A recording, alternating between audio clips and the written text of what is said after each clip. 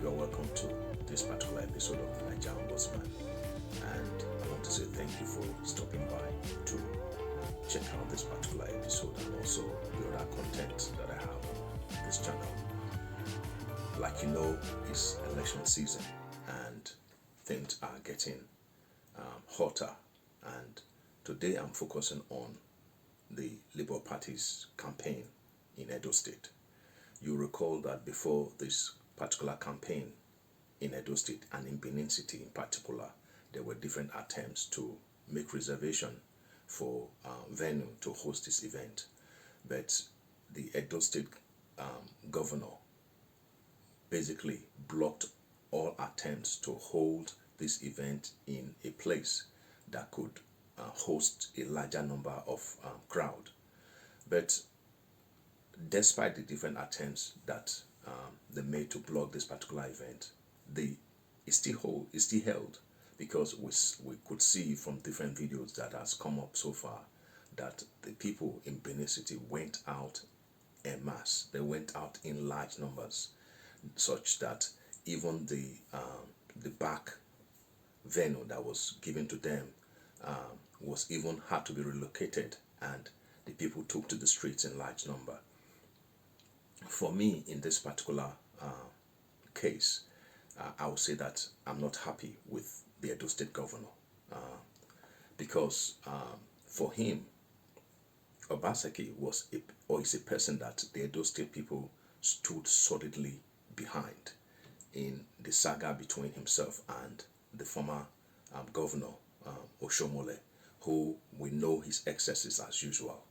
We know that Oshomole tried as much as possible to frustrate the second term of Obaseki, but the people of Edo State, in their character, stood solidly with Obaseki against the high-handedness of the former governor Oshomole.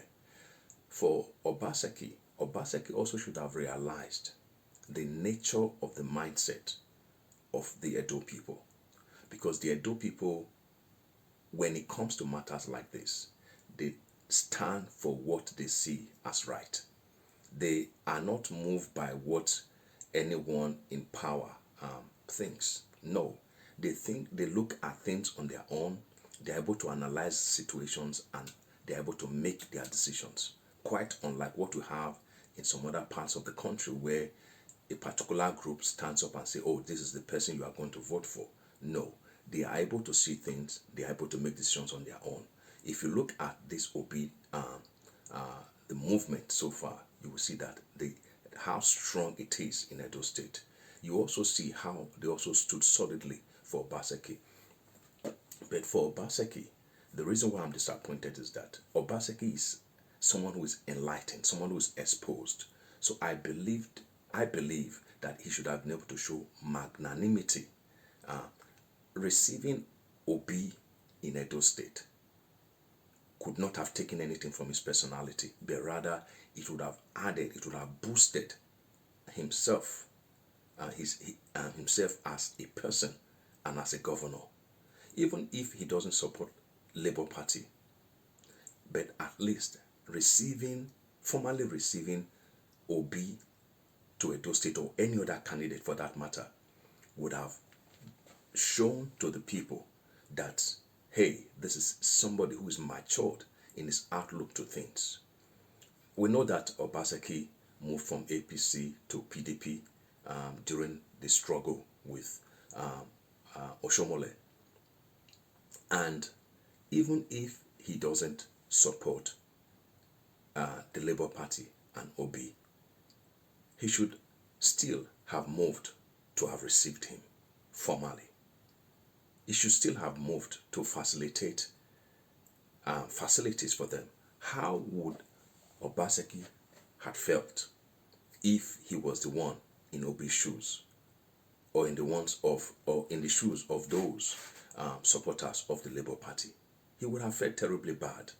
And also, for Obaseki to have lied on national TV during his interview with Sheung Akimbaloye was Very, very sad in my opinion, because he said that he was not aware that Obi was coming for a campaign.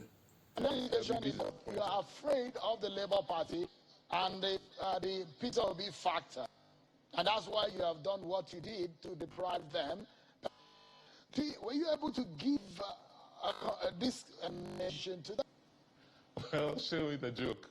Well, they can show us virtually, but not on the ground. We are on ground. We'll see. It's February 23rd. Anyway, that's not the issue at stake. The issue here is that I expect, that they should be serious. I spoke to my friend Peter Obi the night before. He told me he was coming to Edo State, and we have provided him all the courtesy, including security and some logistics. But I didn't know they were coming for a rally. I didn't, for being visit to Edo State. I think that was a big lie, because even a baby knew very well that Obi and the Labour Party were coming to campaign in Edo State. But however, despite all this, I want to thank the Edo people. I want to say Wawese. Thank you for standing solidly for what is right, for not allowing yourselves to be muscled by anyone. It's politics. And right now, this particular election season is so sensitive because of how our nation has been destroyed. So for any person or any group to try to muscle anyone down from expressing their own view, is not the right way to go. Nigeria right now needs to be savage. And like we know, the other candidates who have been very much engrossed in the politics of negativity that has brought Nigeria to this state, we know that they are not the ones who can savage Nigeria. So my appeal once again to the people of Nigeria, this is not about you being Efik, this is not about you being Ibibio, this is not about you being Jonkon, Nope, Tiv, Fulani, Yoruba, Edo, Esako. No, this is about you being Nigerian. This is about the future of Nigeria. Nigeria has been too much destroyed. We need Nigeria to be savaged. And Obi and Datti are the least compromised of all the candidates, the major candidates we have on the ground. There is in the history of Nigeria, the only two people I can speak of politically who have made so much sacrifice for their people are the likes of Jakonde, the likes of Inahoro, the likes three people, the likes of the late Ambrose Ali of Edo State. These are some examples I can say gave themselves for their people. Obi, basically, in modern day history of Nigeria, is the only governor that I can point to who refused to take money from his state after leaving office. And also he's the only one who has been able to leave a large sum of money, his predecessor, to have a soft landing when it comes to office. So why are people still dilly-dallying in supporting Obi?